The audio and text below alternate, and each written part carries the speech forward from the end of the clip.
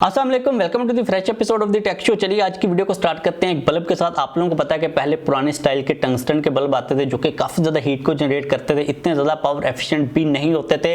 अब हमें मिलते हैं एलईडी बल्ब जो कि काफी ज्यादा पावर एफिशिएंट होते हैं और ज्यादा लॉन्ग टर्म के अंदर भी चलते हैं। लेकिन जो कंपटीशन है वो हर मार्केट के अंदर चल रहा है, बल्बों की मार्केट के अंदर भी चल रहा है। और अगर हम लोग बल्बों की मार्केट को देखते हैं ना, तो जो फिलिप्स है ना वो काफी टॉप के ऊपर आती है, उनकी काफी ज्यादा ब्रांड वैल्यू है। तो अभी रिसेंटली उन लोगों ने एक ऐसा नया एलईडी बल्ब तैयार कर लिया है जो कि काफी ज्यादा पावर एफिशिएंट है। लाइक उनका जो अभी top of the line LED bulb चल रहा है ना, उसके कंपैरेटिवली वो 40% ज्यादा पावर एफिशिएंट है। लेकिन यहां पर सबसे इंटरेस्टिंग बात यह है कि उस बल्ब के बारे में ये चीज भी रिपोर्ट की जा रही है कि उसकी जो लाइफ होगी ना वो तकरीबन 50 साल होगी। लाइक वो 50 साल तक चलता रहेगा। एक तो वो 40% ज्यादा पावर एफिशिएंट होगा और 50 साल चलता भी रहेगा।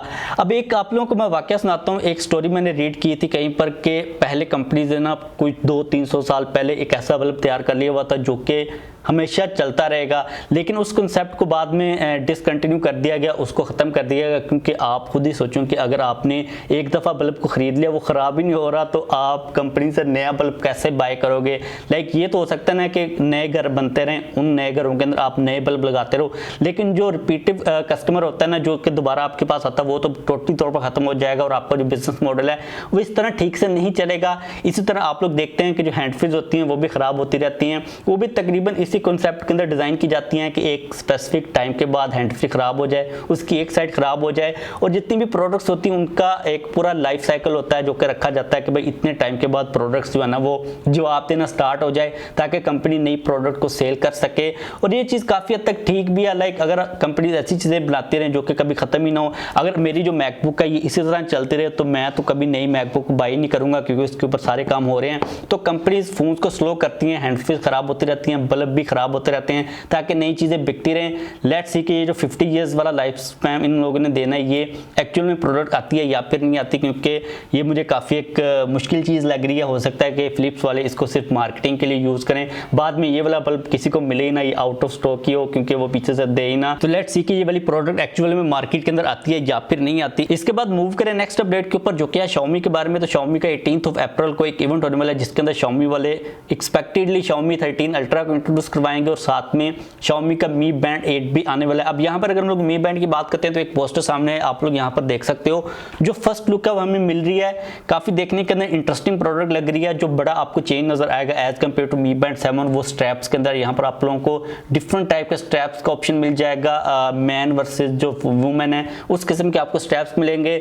और देखने के अंदर प्रोडक्ट ओवरऑल काफी ज्यादा प्रीमियम भी लग रही है। कुछ डिफरेंट मटेरियल को यूज किया जा रहा है मुझे लग रहा है यहाँ पर, क्योंकि पिक्चर्स के अंदर मेटल वाली वाइब आ रही है। अभी तक ये चीज क्लियर नहीं है कि कौन सा मटेरियल यूज किया जाता है, लेकिन जो लुक है वो इस किस्म की मिलने वाली है जो कि काफी ज्यादा इंप्रूव लग रही है। लेट्स सी कि Xiaomi वाले 13 अल्ट्रा को लेके क्या करते हैं। लेकिन मैं यहाँ पर जो Mi Band 8 है उसको लेके ज्यादा एक्साइटेड हूँ क्योंकि मैं Mi Band को पर्सनली तौर पे यूज कर रहा होता हूँ। इसके बाद मूव करें नेक्स्ट अपडेट के ऊपर जो कि है iPhone 15 सीरीज के बारे में। अब iPhone 15 सीरीज या फिर स्पेसिफिकली iPhone 15 Pro और Pro Max के बारे में जो एक सबसे बड़ा चेंज कहा जा रहा था वो ये था कि आपको फिजिकल बटन्स की जगह सॉलिड स्टेट बटन्स मिलेंगे। अब इस चीज को डिनाई किया जा रहा है। ये चीज कही जा रही है कि एप्पल का जो प्लान है ना नॉर्मल बटन्स को खत्म करके सॉलिड स्टेट बटन्स को लेके आने वाला, एप्पल इस साल हो सकता है कि वो काम ना कर सके। उसकी मल्टीपल रीजंस बताई जा रही हैं। एक रीजन तो ये कही जा रही है कि एप्पल ने जिस स्केल के ऊपर उस टेक्नोलॉजी को इंप्लीमेंट करना ना, एप्पल के पास इतना ज्यादा टाइम नहीं है। और जो एप्पल के सप्लायर्स हैं ना जिन्होंने इस टेक्नोलॉजी को प्रोवाइड करना, जिसके अंदर सबसे पहले तो आपको जो हैप्टिक फीडबैक वाली टैप्टिक मोटर होती है उसको लेना पड़ेगा काफी लार्ज स्केल के ऊपर। इसके अलावा जो एक माइक्रो प्रोसेसर एप्पल ने लगाना है, ये वाले जो सप्लायर्स हैं जिन कंपनी से एप्पल ने ये चीजें लेनी है ना, उनसे इतनी ज़्यादा डिमांड को पूरा नहीं किया जा सकेगा। इसके अलावा एप्पल के पास टाइम नहीं है कि एप्पल वेट कर सके। अगर एप्पल वेट करता है तो जाहिर सी बात है कि जो लॉन्च इवेंट है वो एप्पल को डिले करना पड़ेगा। इसलिए एप्पल के बारे में ये चीज़ इन बेसिस के ऊपर रिपोर्ट की जा रही है कि इस साल आप लोगों को जो टैप्टिक इंजन या फिर जो सॉलिड स्टेट बटन्स है वो नहीं मिलने वाले।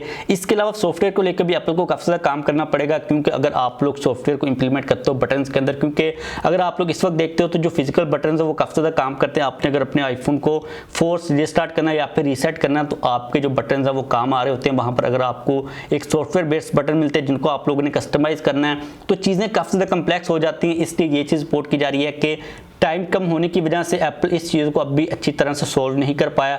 तो हो सकता है कि इस साल आप लोगों को फिजिकल बटन्स ही देखने को मिले। अब अगर मैं अपनी पर्सनल ओपिनियन की बात करता हूँ ना, तो यार मुझे कोई इतनी ज़्यादा अट्रैक्शन नहीं हो रही। लगता है मुझे ये है कि कुछ फिजिकल चीज़ें एक्चुअल में होनी चाहिए ताकि बंदा जो है ना एक्चुअल में फील कर सके चीज़ों को। और जो बटन्स हैं उनसे एप्पल ने क्या निकालना है, क्या ऐसी चीज़ देनी है कि जो हमारे लिए इतनी ज़्यादा इंपॉर्टेंट है, ये चीज़ बाद में ही समझ आएगी। कुछ चीज़ ऐसी भी होती हैं जो कि जब तक हमें मिलती नहीं, हमें उनका आइडिया नहीं होता है वो कितनी यूज़फुल होती हैं, इसलिए वेट करना पड़ेगा। मैं अपनी कोई इतनी ज़्यादा डीप ओपिनियन नहीं देना चाह रहा, लेकिन जो रूमर्स आ रहे थे ना वो इस स्पेस के ऊपर अब खुद को कैंसिल कर रहे हैं कि टाइम नहीं है एप्पल के पास इस सारी टेक्नोलॉजी को इंप्लीमेंट करने का। इसलिए हो सकता है कि इस दफ़ा फिजिकल बटन्स ही आए और नेक्स्ट ईयर डेफिनेटली एप्पल जो है सॉलिड स्टेट बटन को लेके आएगा। इसके अलावा जो अलर्ट स्लाइडर वाला मामला है ना, उसके बारे में भी ये चीज़ कही जा रही है कि वहाँ पर आप लोगों को क्योंकि कस्टमाइज चीज़ें मिलनी थी तो उसको भी एप्पल इस दफ़ा कैंसिल कर देगा, वो भी नेक्स्ट ईयर तक ही पेंडिंग रहेगा। तो लेट्स सी कि अभी ये रूमर स्टैंड करता है या फिर नहीं करता, क्योंकि अभी काफ़ी ज़्यादा टाइम पड़ा हुआ है और जो रूमर्स हैं वो काफ़ी ज़्यादा तेज़ी से चेंज होते हैं। तो एप्पल हो सकता है कि लेके आ भी जाए, लेकिन अभी तक के लिए जो लेटेस्ट रूमर है वो यही चल रहा है कि एप्पल इस प्लान के ऊपर अभी काम नहीं कर रहा क्योंकि टाइम कम है, नेक्स्ट ईयर के ऊपर मूव हो चुका हुआ है। इसके बाद जो नेक्स्ट अपडेट है ना, ये भी इसी से काफ़ी हद तक कनेक्टेड है, जो कि एप्पल की अपडेट है और ये वाली अपडेट भी रिवर्स हो रही है। इससे पहले आप लोगों को मैंने अपडेट दी थी कि ये चीज़ रिपोर्ट की जा रही थी कि iOS 17 जो आएगा ना, वो ना आईफोन 10 के अंदर इस दफ़ा आएगा और ना ही आईफोन 8 और 8 प्लस के अंदर आएगा। एप्पल इन दो फोन्स को निकालने वाला है, मतलब कि टोटल 3 फोन्स है, 8 और 8 प्लस और 10 है, लेकिन 2 सीरीज बनती हैं। अब ये चीज़ रिपोर्ट की जा रही है कि आपको आईफोन X और 8 प्लस के अंदर भी iOS 17 की अपडेट मिलेगी। एप्पल इन फोन्स को अभी इंक्लूड रखने वाला है।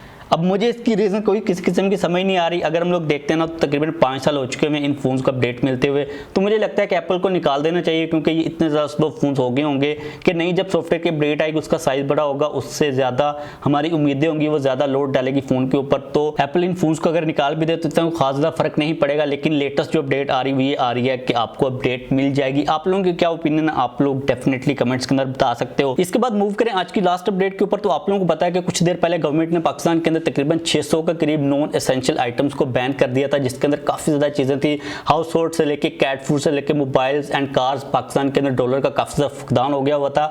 इसके अलावा एफबीआर ने उनके ऊपर काफी ज्यादा एक्स्ट्रा रेगुलेटरी ड्यूटी को भी इंप्लीमेंट कर दिया हुआ था। लाइक एक तो बैन लग गया हुआ था ना, इसके अलावा रेगुलेटरी ड्यूटी काफी ज्यादा बढ़ गई हुई थी। अब ये जो रेगुलेटरी ड्यूटी थी ना, इसका एक टाइम पीरियड था, लाइक ये टाइम लिमिट के लिए लगाई गई थी, जो कि 31 मार्च डेट थी। अब 31 मार्च क्योंकि गुजर चुकी हुई है, इसलिए जितनी भी चीजों के ऊपर ये जो टाइम बाउंड रेगुलेटरी ड्यूटी लगी हुई थी ना, ये अब खत्म हो चुकी हुई है। अब ये चीज रिपोर्ट की जा रही है कि ये जितनी भी आइटम्स थी ना 600 के करीब, जिसके अंदर मोबाइल भी आते हैं, कारें भी आती हैं, इसके अलावा और भी काफी ज्यादा हाउस होल्ड की चीजें आती हैं, मेकअप, ब्यूटी, चॉकलेट्स, पता नहीं क्या क्या चीजें आ रही थी, इनके ऊपर जो एक्स्ट्रा रेगुलेटरी ड्यूटी लगाई थी ना, अब वो नीचे आने वाली है, वो खत्म हो जाएगी क्योंकि टाइम खत्म हो चुका हुआ है। अब इसके अंदर मैं मोबाइल्स को स्पेसिफिकली देख रहा था, क्योंकि आपको पता है हमारे लिए मोबाइल सबसे ज्यादा इंपॉर्टेंट है। तो यहाँ पर मुझे किसी किस्म की कोई भी स्पेसिफिक डिटेल नहीं मिली कि कितनी ज्यादा रेगुलेटरी ड्यूटी लगाई गई थी एक्स्ट्रा, जो कि अब कम की जाएगी। यहाँ पर कोडलेस फोन्स के बारे में कोई डिटेल लिखी हुई है, लेकिन जो स्पेसिफिकली स्मार्टफोन है जिसके अंदर आईफोन्स आते हैं या फिर किट फोन्स वगैरह आते हैं, उनके बारे में किसी किस्म की कोई भी डिटेल नहीं मिल रही। क्योंकि यहाँ पर कंफ्यूजन ये भी है ना, अगर आप लोग पीटीए के सिस्टम के अंदर जाकर ये चीज देखते हो कि मोबाइल के ऊपर जो टैक्स लगता है, अगर आपने वो मैन्युअली कैलकुलेट करना है तो वहां पर आपको एक तो फिक्स अमाउंट मिलती है, इसके अलावा कुछ परसेंटेज मिलती है। अगर आप लोग सारी की सारी चीजों को आपस में मिला भी लेते हो ना, तो जो टैक्स आ रहा होता है ना, वो उतना ज्यादा नहीं बनता, उससे काफी ज्यादा कम बनता है। तो बीच में कुछ हिडन चार्जेस हैं जो कि हमें ऑफिशियली तौर पर नहीं पता, वो सारे शामिल होते हैं। तो इस न्यूज़ के बाद कितना ज़्यादा टैक्स कम होगा ये चीज़ कंफर्म नहीं है, लेकिन अगर हम लोग इसको मानते हैं, अगर ये एक्चुअल में काम होता है, जो डेट है दोबारा से बढ़ाई नहीं जाती, तो डेफिनेटली जो प्राइस है वो नीचे आएगी टैक्स की, क्योंकि रेगुलेटरी ड्यूटी यहाँ पर मैं देख रहा था कि कारों के ऊपर 5% के बाद उन लोगों ने 100% कर दी हुई थी, तो काफ़ी ज़्यादा ह्यूज इंपैक्ट आने वाला है। लेट्स सी कि एक्चुअल में ये वाली चीज़ डिलीवर की जाती है वहाँ को या फिर नहीं की जाती, या फिर इस डेट को आगे इंक्रीज कर दिया जाता है। लेकिन जो प्रीवियस डेट थी, जो टाइम बाउंड था, वो टोटली तौर पर खत्म हो चुका हुआ है। तो बस आज के लिए ये अपडेट्स आ रही थी। अगर आप लोगों का कोई क्वेश्चन है तो पूछ लीजिएगा, लाइक कर दीजिएगा, चैनल को भी सब्सक्राइब कर लीजिएगा।